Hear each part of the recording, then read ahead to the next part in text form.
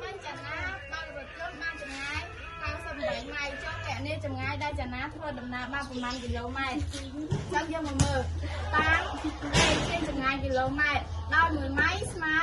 1.609 គីឡូម៉ែត្រហើយ98ម៉ៃ98ម៉ៃស្មើដេយើងបាន1ភាគ98ហើយស្មើ1.600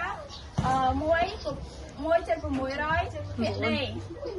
ហើយយើងរួមឲ្យមកយើងគុណច្រាស់យើងយក1ហ្នឹងគុណនឹងដេហើយយក98ហ្នឹងគុណនឹង1.609អញ្ចឹងយើងបានដេស្មើ1.609គុណនឹង98អញ្ចឹងយើងបានដេស្មើ157.682គីឡូម៉ែត្រដូចនេះចំណាធ្វើដំណើរបានដេស្មើ157.600គីឡូម៉ែត្រ